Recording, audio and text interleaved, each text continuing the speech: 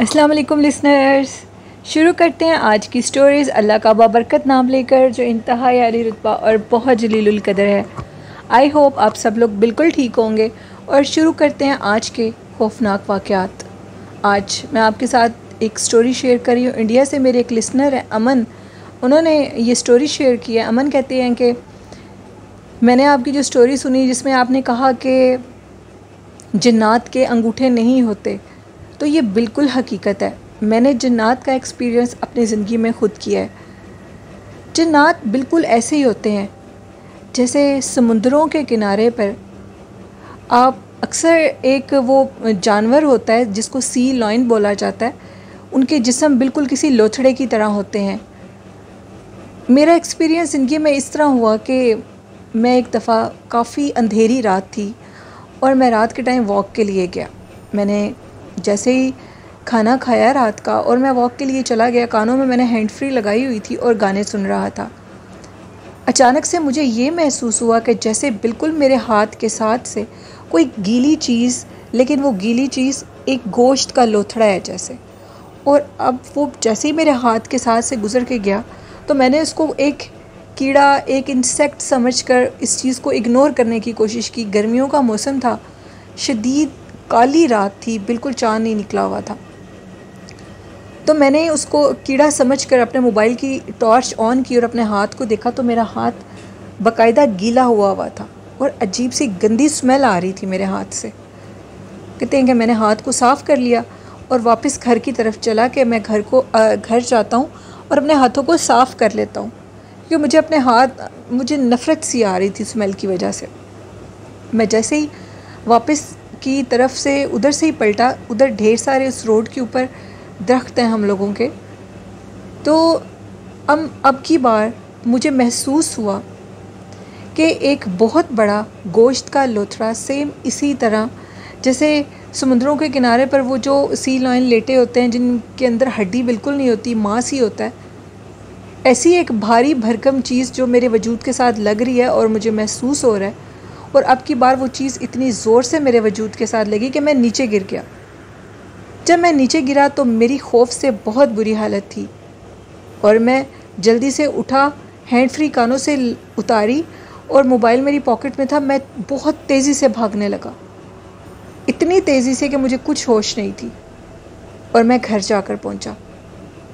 मेरे चेहरे के रंग उड़ चुके थे, मुझे लगा था कि अब सब कुछ ख़त्म हो चुका है। मैंने घर जाकर सांस लिया, लेट गया बेड पर। अम्मी अब्बू मेरी हालत देख रहे थे। उन्होंने मुझसे ये कहा कि आखिर तुम्हें हुआ क्या है।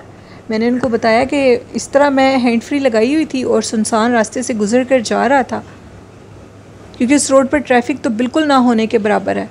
तो मेरे साथ ये वाक़या पेश आया जिस पे मेरे पिताजी ने मुझे ये कहा कि जिस रोड से तुम गुज़र कर जा रहे थे वो रोड रात के टाइम मशहूर है कि वहाँ पर भूत प्रेत निकलते हैं। और बिल्कुल ये कोई झूठ नहीं है। मैंने अपने पिताजी से कहा कि बिल्कुल मेरे साथ ये कहानी पेश आ चुकी है, जो कि अभी कुछ देर पहले की है। उन्होंने बताया कि उस रोड के ऊपर असेबी असरात हैं, वहाँ पर असेब बहुत ज़्यादा रहते हैं क्योंकि वहाँ पर बहुत ज़्यादा दरख्त हैं। तो अमन कहते हैं कि ये एक ज़िंदगी का एक्सपीरियंस किया था और बिल्कुल हकीकत है, जिन्नात के थंब नहीं होते। मेरे पिताजी ने भी देखे, उनके थंब नहीं होते।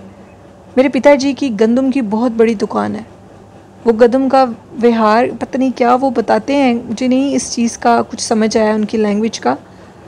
उनका जो बिज़नेस है वो गंदम से रिलेटेड है।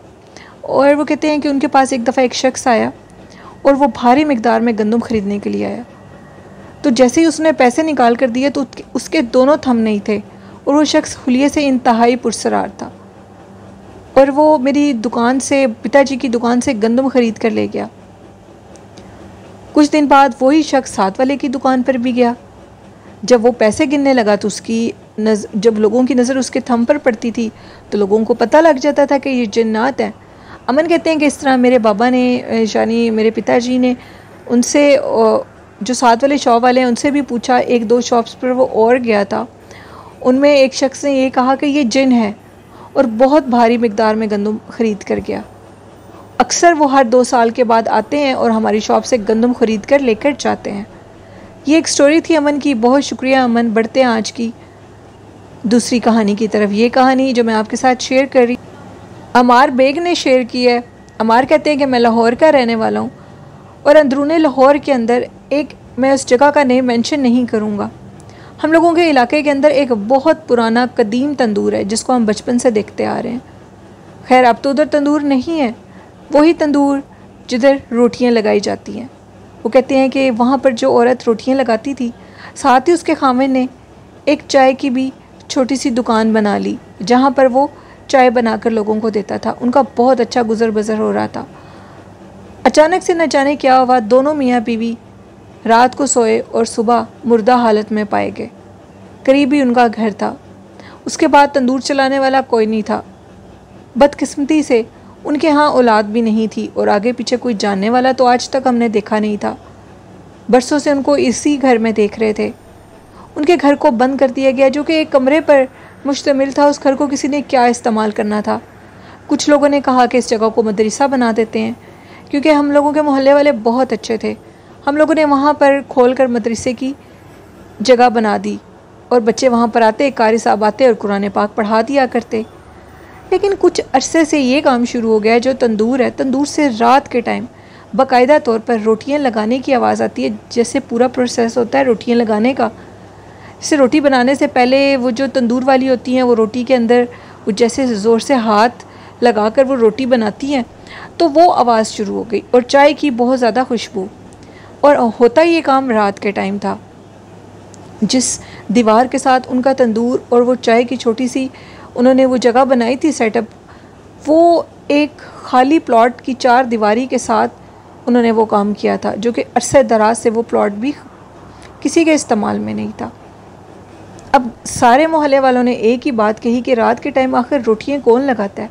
सारे मोहल्ले में चाय की और रोटियों की खुशबू आती थी और ये काम होता सिर्फ आधी रात को था। उठकर लोग बाहर देखते थे तो कुछ भी नहीं होता था। लेकिन ये काम अब बाकायदगी से शुरू हो गया। रोटियां बाकायदा लगाने की आवाज़ आती और कुछ औरतों के शोर मचाने की भी आवाज़ें आती। मोहल्ले वालों ने एक आलिम साहब से रब्ता किया और उनको वहाँ पर लाया गया। आलिम साहब ने कहा कि जिस टाइम पर यह वक़ूआ पेश आता है मैं उसी टाइम पर उस जगह पर आऊँगा। हमने उनको सारा टाइम बता दिया। अब उस टाइम पर जब वो आता था, जब वो खुशबू शुरू होगी रोटियों की, तो आलिम साहब आ गए।